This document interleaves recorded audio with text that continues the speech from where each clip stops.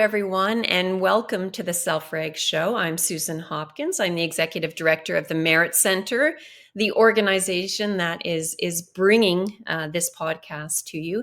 And I'm here with Dr. Stuart Shanker. Again, he's the founder of our organization, and he is going to be taking us on a bit of a journey today. But first, I just want to start us off on thinking about what this episode is. We are going to be talking stress, and I strongly suggest that if this resonates or the topic resonates, that you like, share, invite your friends, wherever you can get this episode and get this podcast into other people's worlds. I think we can really make a difference. That's why I do this work, because the science of self-reg and the way that the work of Stuart weaves that science together into what we can do as parents, as educators, as leaders, is game-changing and life-changing and so full of hope, and it's why I do this work. So thank you, and thank you for following our podcast. So today's topic is about thinking about stress, and it's such an important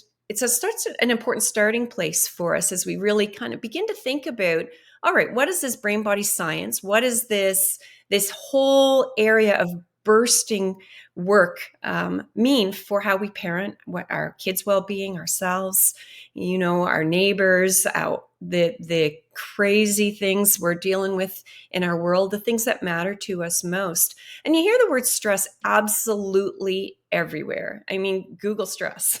You're going to come up with all sorts of big, long lists. You're going to come up with a whole bunch of things to supposedly reduce stress. Simple things like going to take a bath and, maybe doing some deep breathing. Both of those are good things. But, it also assumes this understanding of what stress actually is.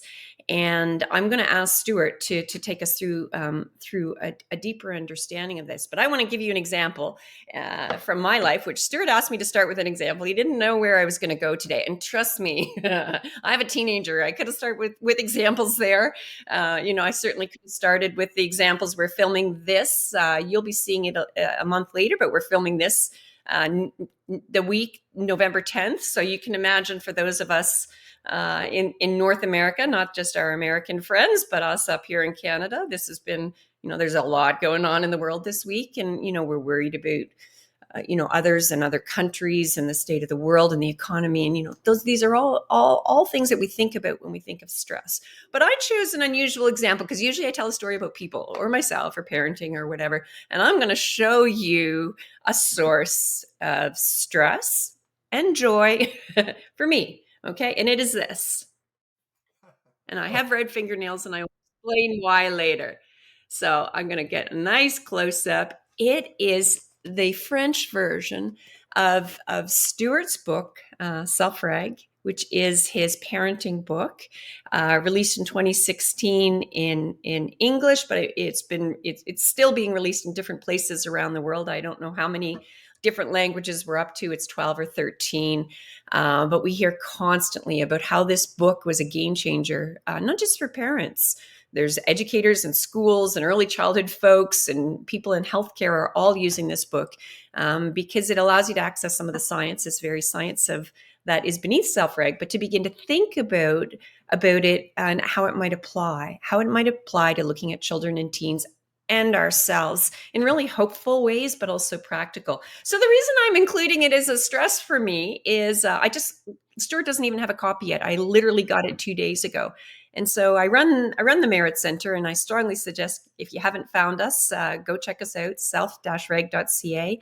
Tons of content, tons of free resources, tons of helpful ways to learn more, but it is a source of stress in my life, a source of joy. I'm proud to do this work, but it's also a source of stress. So we decided to publish this book because Stuart's pretty passionate about this. We'll link for you to learn more and hear a little bit more. But we were pretty passionate about the importance of having a version of this core anchor book of Stuart's in in French because we're Canadian. We have many people around the world and in different countries where French is the language. But as Canadians, this was actually really important to us. And we've tried to find a publisher and we couldn't. And so we're like, okay, all right, I'll publish it. The team here will publish it. And we did. Look, we pulled it off. I'm very proud of it. And it's available. You'll see where you can go and buy it. And I really encourage you to check it out. But it was a lot of stress. If I think about sort of the everyday understandings of stress, Stuart, it was the pressure trying to sell it. That's Sophie. She's feeling the stress of being in place. She's being a good girl over there. But there were all kinds of things. Oh no, I'm literally going and putting copies of this into our office. The phone is ringing, and it's like you're feeling your blood pressure going up. It's almost like you're feeling this heart rate rise of stress. And yet I know there's more to stress than just the experience and the things that put pressure on us. Kids at daycare, making rent, worry, partner, relationship problems, worries about political stuff. There's a lot more to stress. And I'm going to invite you, Stuart, to not only, if you want to give a nice little word about your book, but to talk about, okay, that's an experience, an external thing. What is stress actually? Because I think we're pretty confused about it in our everyday world, and it's a door opener for us. So over to you, Stuart. What do I need to think about differently? What is stress? What did I get right? Where is the hope to open up some new thinking? I'll start off and I'll tell you a little story.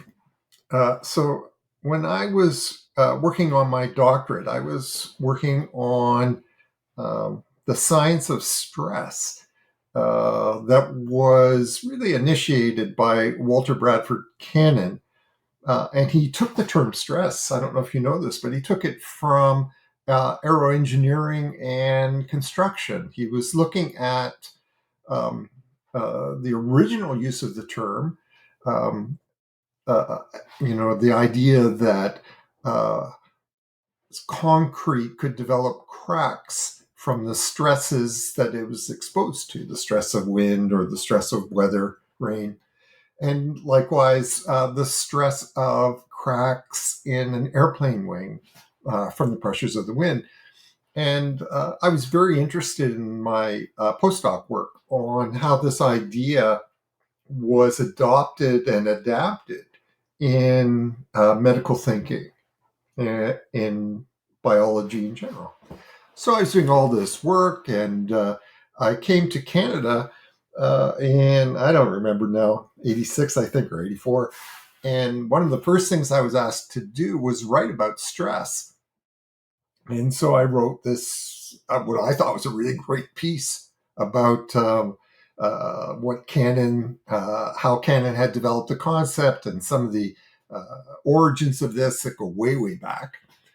And the editor replied and said to me in, nice language that Susan has now mastered as a publisher, "What the hell are you talking about?" I was talking about stress.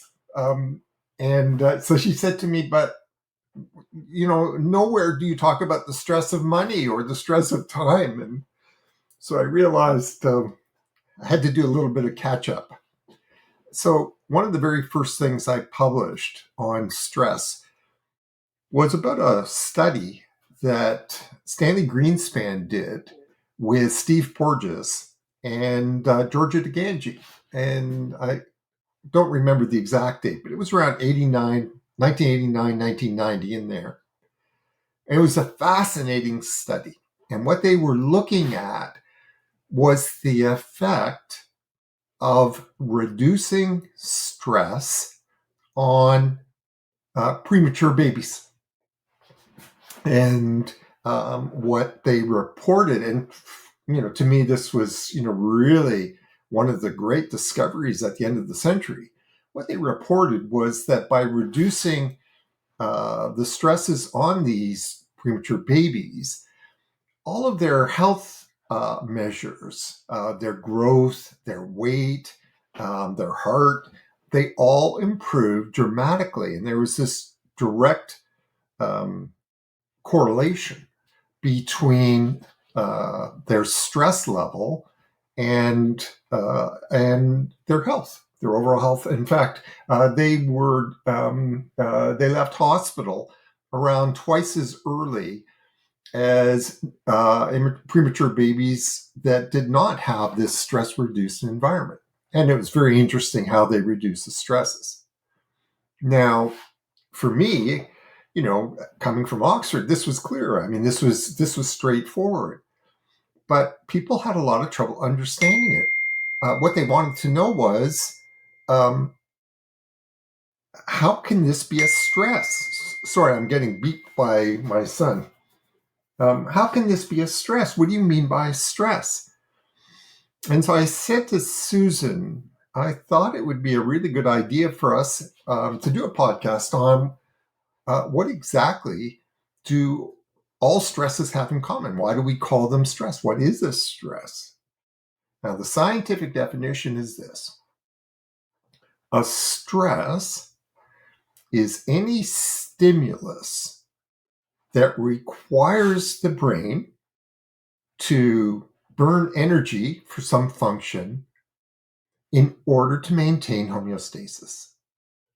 So, in the case of a premature baby, the stresses that they were dealing with were, because they were premature, they were very reactive to things like temperature, light, noise, sound. And so the by reducing the sound level, by reducing the lighting, the illumination, by ensuring that they were in a warm environment, you were reducing the stresses on these babies. That's why they did better. They had more energy available for their metabolic functions. So the idea here is that a stress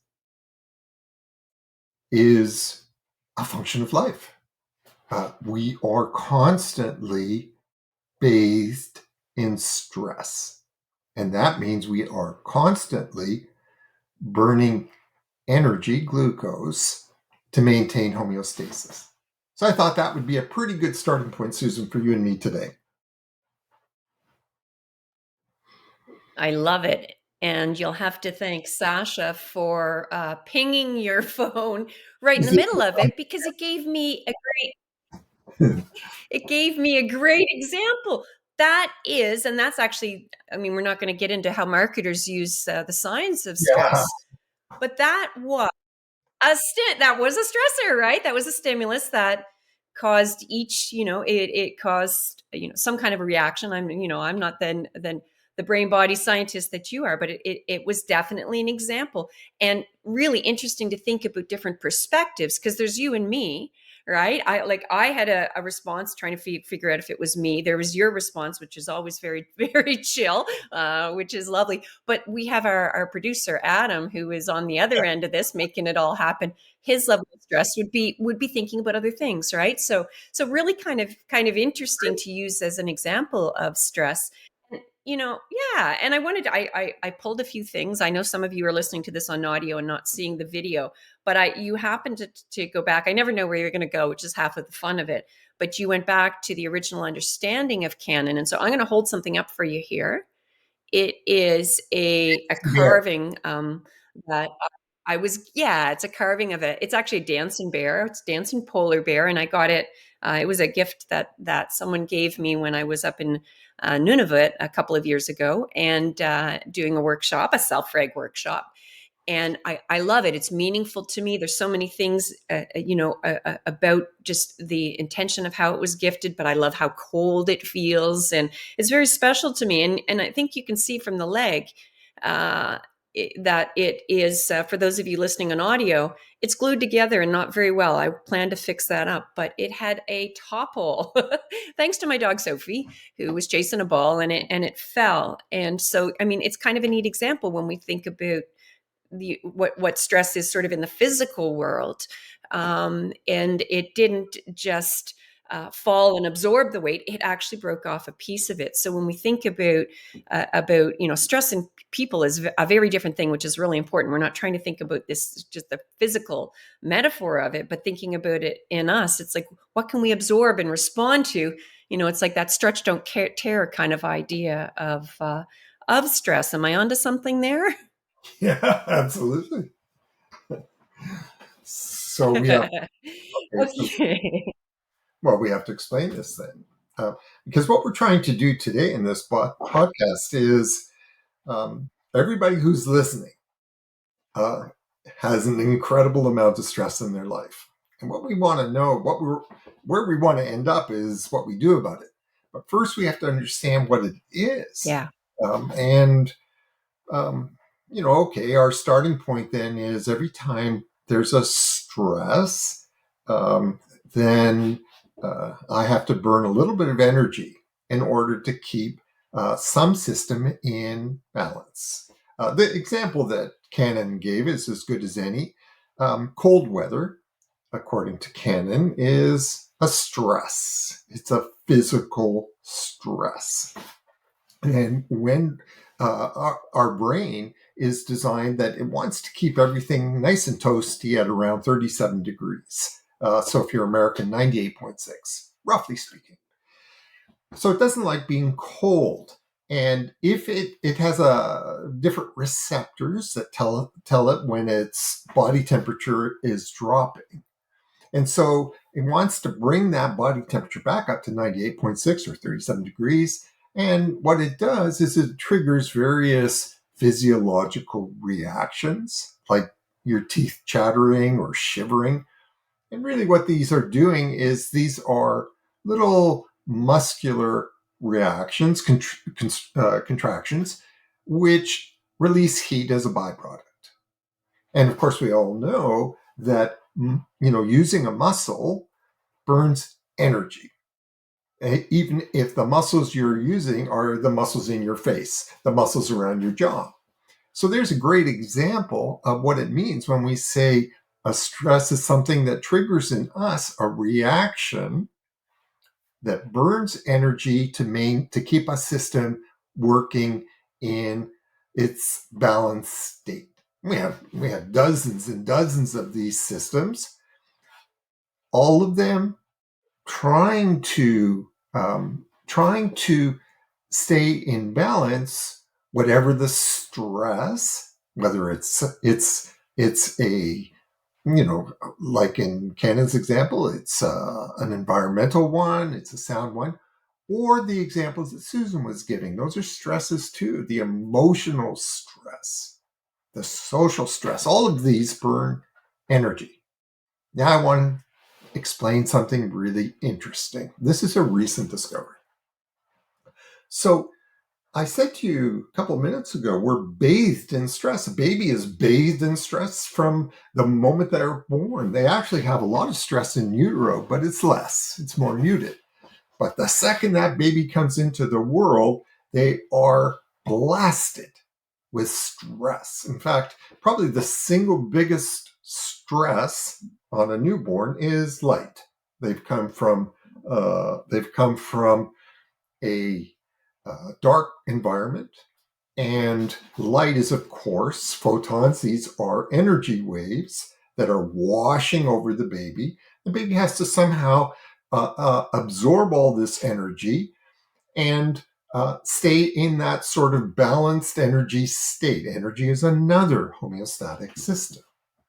And so what does a baby do? Well, it's got to get rid of the extra energy if it's going to stay in balance. And so maybe what it does is it cries. It flails. That flailing is actually a way of discharging energy. Crying is discharging energy. Or maybe it falls asleep, which is a way of reducing energy. So I'm going to tell you something now that's, for me, this was like sort of Self-Reg 101, but I've now spent 30 years explaining it. When the baby does all those things, that baby is self-regulating. And that's what Cannon's original idea was. That's how he defined self-regulation. Self-regulation is how we manage stresses so that we can stay in balance. So the baby is managing stresses by crying, by falling asleep. We won't talk today. Maybe be another interesting podcast. Baby sleep is a very strange kind of state where they're still taking in stress, but not as much. So Cannon's idea was that this self-regulation, which happens in very primitive parts of the brain, in the brainstem. The brainstem has self-regulating mechanisms like breathing. Breathing operates to keep the oxygen level in the blood around 97%. So we are born with a couple of brainstem self-regulating mechanisms, or in the case I just gave with the crying and stuff, we're born with some subcortical self-regulating mechanisms. But Cannon's big insight was these mechanisms, these self-regulating mechanisms, are pretty limited. There's only the baby, can't really stay warm by crying and waving its arms and legs around, because that's burning energy. And it doesn't have that much. So it really requires a caregiver to reduce the amount of energy it has to burn in order to stay at 37 degrees. The caregiver puts a hat on the baby. The caregiver puts a blanket on the baby or takes the blanket off. The caregiver watches. So the caregiver is regulating the baby to reduce the amount of energy that she's burning. I just want to say one last thing, and then I'll come up for air. That's why the Greenspan Porges experiment was so important, because what they were doing was, as caregivers, they were looking at methods of reducing the stress load on the baby so that the baby had more, these preemies had more energy that could go into the things required for metabolic growth, for health. So by conserving one type of energy, they free it up so that it could be used for healthy reasons. And that's a very important aspect of self-regulation. Self-regulation, as we explain in all of our courses, this has nothing to do with self-control. The baby, a premature baby, certainly is not exercising self-control. Self-regulation is a key to well-being, to health, and as we get older, to learning, to happiness, to social engagement, and so on. So I have still a bit more science I want to talk about, but I thought maybe I should pause. So brains exploding, and there were so many things that you said. I just want to anchor on that very last statement, because that one often sets people aback. They think we're following you along, and we understand all this, and we can get that my body temperature likes to stay at a certain temperature, and I shiver and it creates heat, and I sweat and it kind of reduces. That all makes sense, right? And then we're following it along, and it's like, okay, when babies cry, they're actually trying to get what they need, and then all of a sudden you say self-regulation and self-control are not the same thing. And for some people, they're like, yeah, I get it, I already know, right? For others, it's like, what do you mean you just said babies were manipulating us, or you just whether you use that word or not, but they're trying to get us to do what they want. See, I told you so. And you said that we had to regulate them. You're not meaning that we have to manage. You're meaning actually something very, very different. And listen, folks, when you're hearing this, it's cool. The science is cool. There's ways to learn lots more science. But I need to share that, for me at least, I started this work because of in education. I was trying to understand, kids that struggled and support them and all those kinds of things. But this has been a journey for me, as I'm a completely different parent, and it's really affected me completely. And one of the biggest shifts for me of all was suddenly realizing not everything was a choice, a good, bad choice, a decision, something that I consciously controlled or should have, or was weak because I didn't, or not not a choice. And so I just want to ask you about that. And then I want to go back to babies I have one more question for you about babies. So what's the question? What do you want to say about to anchor in that idea that that there is a difference between self-regulation and self-control? You added that in there. I want people to hear, in our parenting, in our educating, in our leading, in our humaning, that honestly is the game changer. So if you're working with a different definition of self-regulation, they're out there. This one we're working with makes those two completely distinct. And that's where the hope is. You got to be working on the right thing. If you're working on self-control, you're missing the opportunities, the gifts and the joys, and not just managing a little bit of stress and getting people on task and all those things. It's like so much richer than all of that. So I don't know. Do you want to say anything to anchor that in, or is that enough?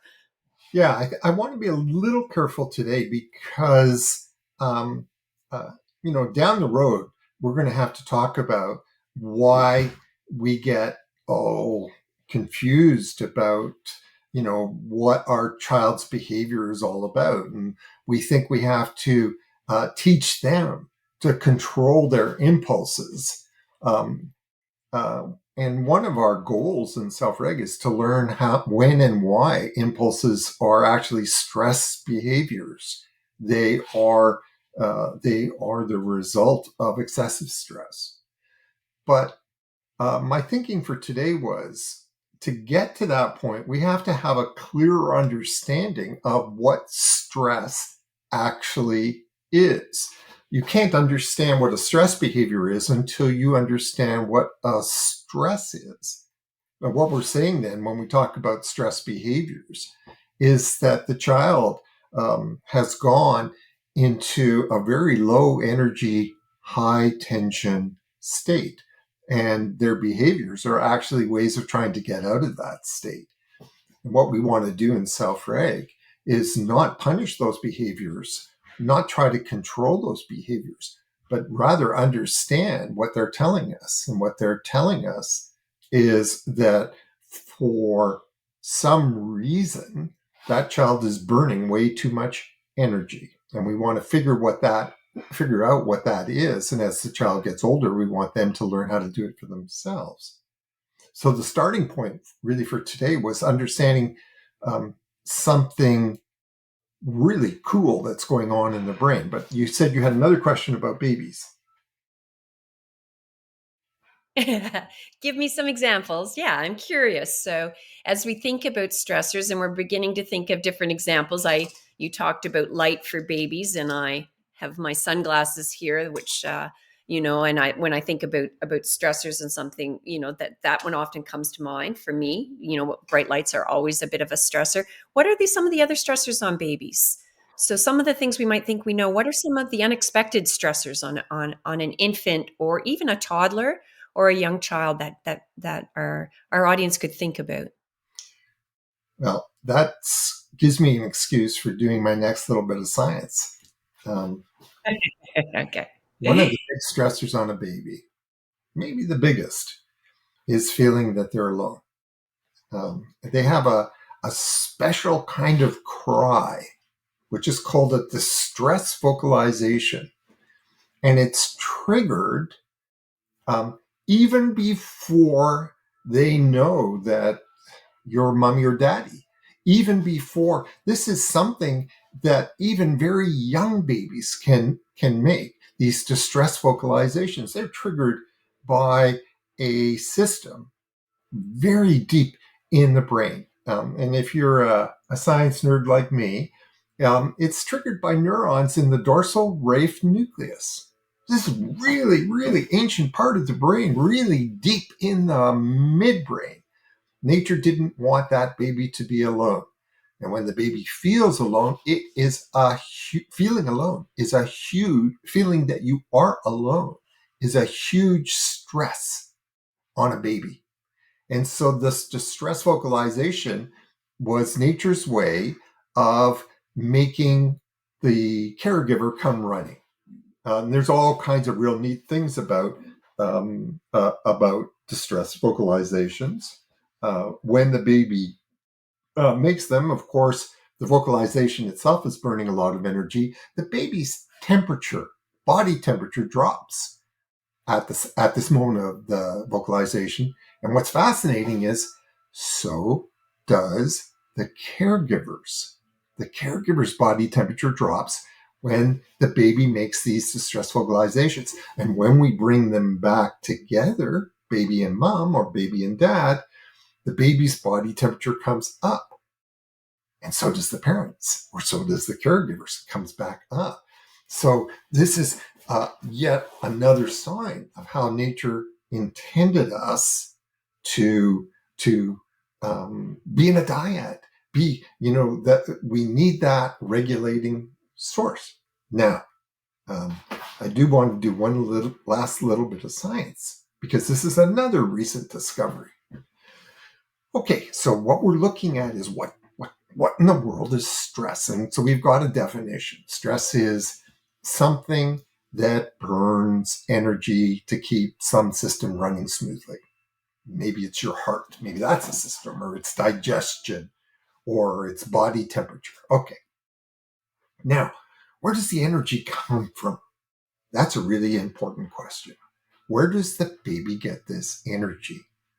So what we've discovered is, and if you come on to one of our courses, and I would strongly recommend our foundations course for this, which you can get at self-reg.ca, in the limbic system, which is this part of the brain below the surface, and it's really the most important part of the brain for the newborn, there's a little structure at the bottom of the limbic system. It's actually in another part of the brain that we call the diencephalon.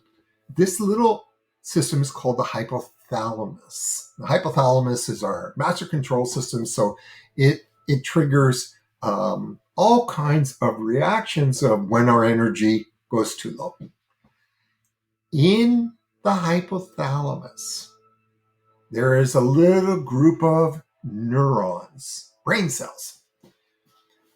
And this little group of neurons is in a part of the brain called the periventricular nucleus.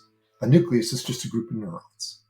And what they do is when that baby has a stress, these neurons start to vibrate and they release a neurochemical. And I won't go into the details, but this neurochemical starts off a whole chain of neurochemical events that ends up tapping into the energy that's contained in the fat cells in the body. Okay, it's a fascinating journey how all this happens step by step. But I said to you at the beginning, the baby's bathed in stress. The baby, everything is a stress on the baby. The sound, the light, the noise, the separation, all these are stresses. So how come we don't burn out? How come how is a baby or any of us able to grow, to be healthy, to be well, to be happy? And this discovery that they made was in this same nucleus, this little group of neurons, in this little tiny system that we inherited from the distant past, there's another group of neurons, both sitting side by side in the periventricular nucleus. And this other group of neurons turns off the stress response so that we don't burn out. It turns, so side by side in the same little tiny part of the brain, there are energy burners and turning off the energy. And now here's the $1 million question. We know what turns on the energy burners. Stress. Stress, which can be physical or, as I've just explained, in the case of the baby, social separation. So stress turns on the energy burners. What turns it off? We have these neurochemicals that turn it off. What triggers them? What triggers oxytocin, which turns it off? What triggers opioids? And the answer is we do. We caregivers do. How do we turn it off? Well, we have little tickle receptors. These tickle receptors are activated by being hugged, being stroked, being sung to. All of these trigger oxytocin, which turns off the stress response. A baby that's all alone in an incubator has nothing to turn off the stress response. So they didn't. So Stanley and Steve and Georgia didn't just reduce the stresses. They did something further, and that's what I wanted to mention today. And what they did, that's further. So you got a premature baby isolated in an incubator, controlled temperature, but the babies weren't doing well. Why not? Because they needed oxytocin. So part of what they did, Greenspan and so they introduced kangaroo care, which had been discovered by a nurse. I believe she was in Australia or New Zealand. Kangaroo care, you take the preemie, and you put them on your chest, bare chest to bare chest. I did this with my own children. So with kangaroo care was the game changer for these preemies. It wasn't enough to dim the lights. They needed oxytocin. The oxytocin came from being hugged. It came from physical contact. Isolating them turned out to be the one thing that was terrible for them. They needed human contact. And that is the core message for today's conversation about stress. We're bombarded with all these messages today. You're overstressed. So you need to, I don't know, go on a holiday. You need to do meditation, do yoga. But the lesson from the preemie research is as important today for us as it was for them. You need oxytocin. You need something. We need each other. We need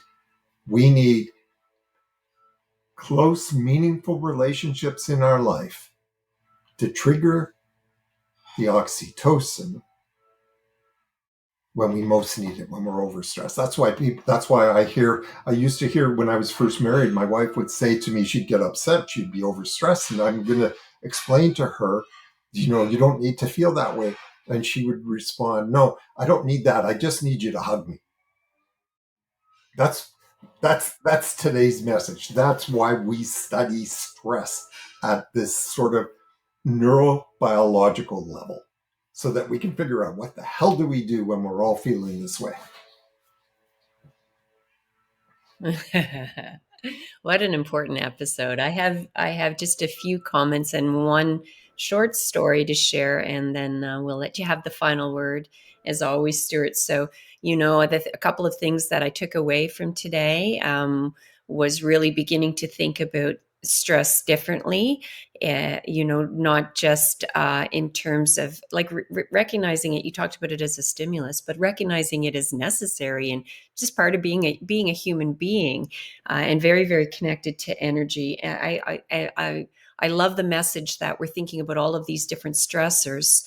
On an infant was your focus today, but realizing that we are the strategy. We use that saying sometimes, and that it is about the human relationship. You talk about the dyad and the connections and us. So when people talk about relationships being really important, of course they are.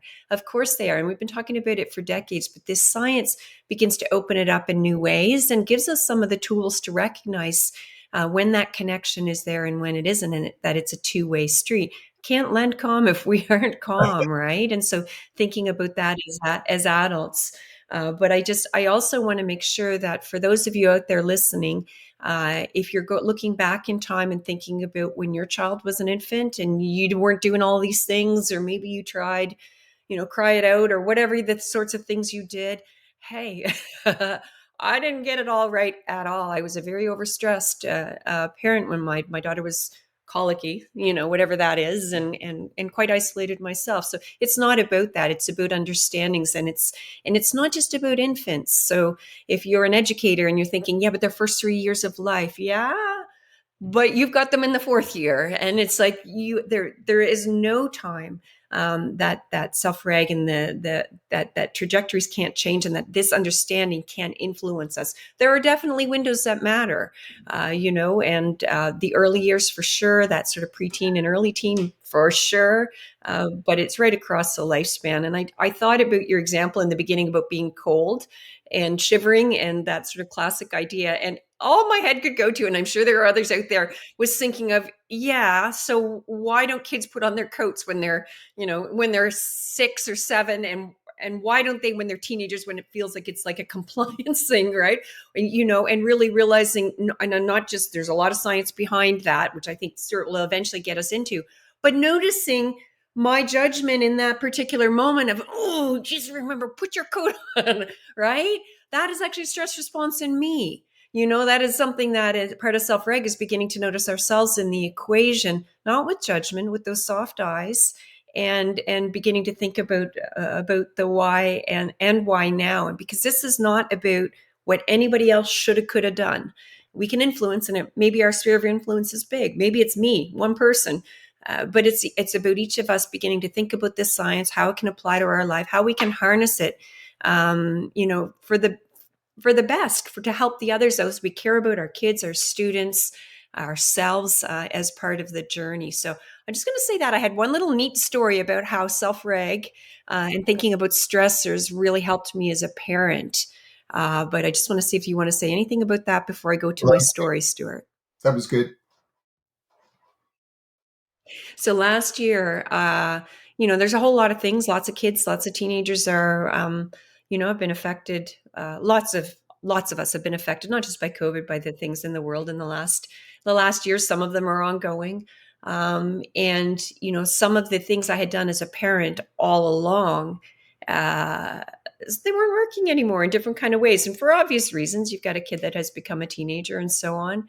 And self-reg, I know I'm a different parent. I definitely am much. I still make mistakes, but I can catch myself and recognize there's something more. So it's not logical, doesn't make sense. So there's more going on, and how can I use the 5 steps of self-reg? We're really talking just a little bit about the second one, which is recognize stressors. But we'll put up a graphic so you can see there's all 5, and there's a lot. Don't think that you do a 1-hour webinar. There's a lot, but it's game changing as you go through that journey. But I got stuck. I slipped into self-control. Stuart is a mentor for me as well as my boss, in important ways, and never with thou shalts, always with a good, well-placed question or the support in the moment by text, or what have you. And I realized that I was sort of slipping into, the ways we always do these parenting things and problems, and it wasn't working. And I knew it wasn't the right strategy. So I went, okay. I could reframe. I had learned to reframe. I could recognize stressors in myself and my family, and I could easily see some of them, not just the obvious ones, some of the hidden stressors that were going on for sure. But what do I do about it? And that was where a little bit of magic happened. I began to think, okay, so I know there's too many stressors here, and I know that is, a piece of it. I can recognize some. I certainly don't know all, and I never will. But I could reckon, what are the little ones? And so that's my message. Sort of thinking to parents and educators, and if you're in an early childhood center, and it's just like the whole place is like, wow, and you don't know what to do about it. What are the little ones that you can do? Turning down the lights is not going to resolve everything, but it is reducing the stressors for some of the kids. What are the little things I can do? How can I just use my voice? Seeing in my case, my child with soft eyes was very important because her system was picking up on that. But that's what I did. I focused on, okay, what are the little things that I actually can control? that are stressors that are not helpful and not necessary, and I dialed them down. And it's not perfect. We're on a journey, but a little bit of magic kind of happened when I dialed that down a bit, recognizing that there's a sweet spot with stress. It's not too little stress, not a good, too little on those things. It's not healthy either. But there was a sweet spot, and it was a useful tool for me as a parent, and still is. So with that, over to you, Stuart, for our final word on this podcast on what is stress, and maybe give a little hint of why they should join us next time to hear where you're going to go next. Well, Susan wanted me to talk today about the 5 domains of stress. So that's what we'll do next time. I begged her to let me talk a little bit about stress, what it is, before we go on to the 5 domains. But let me close with a little story of my own. I had a father who was just a natural co-regulator. He was unbelievable. And whenever I young father and getting really overstressed, and I'd call my dad. It was a reflex. And so I would be in that wah state that Susan just described. And my father would respond with a very slow, gentle, low voice. And I would calm right down. And this is just over the phone. So as a scientist, I became really curious. What the hell? How was this? Was it just, a memory here that my father could soothe me? Or was there something about his voice? We've discovered that the voice is actually a form of touch. That with our voice, we are caressing the child's eardrum, producing oxytocin. So this science that we're going to be presenting in these podcasts, it's really interesting, it's exciting, and my God, is it ever valuable to realize why we work the way we work, what we can do so that we can all thrive. And that's the goal of these podcasts. And hopefully our own voices have been soothing. And I will sign off with that, Susan. So I just want to say thank you. Stuart's ending conversation made me realize that it's time to invite Rafi, a friend of Self-Reg. He even wrote a song for us to come and have a conversation on the Self-Reg pod, because nobody uses their voice like Rafi does in his singing, but in his way of communicating in his concerts with young children. It's quite something magical to see. So I'm going to add him to my list of requests. And I just want to say thank you, everyone. Thank you to the MEHRIT Centre who's funding this and making it possible. We felt it was important to bring it all to you. Like, share, comment, pass it on, spread the word. Give us ideas for next talks, things you'd like us to explore, questions you have. And thank you very much for joining us today on the Self-Reg pod. I'm Susan Hopkins, and we'll see you next time.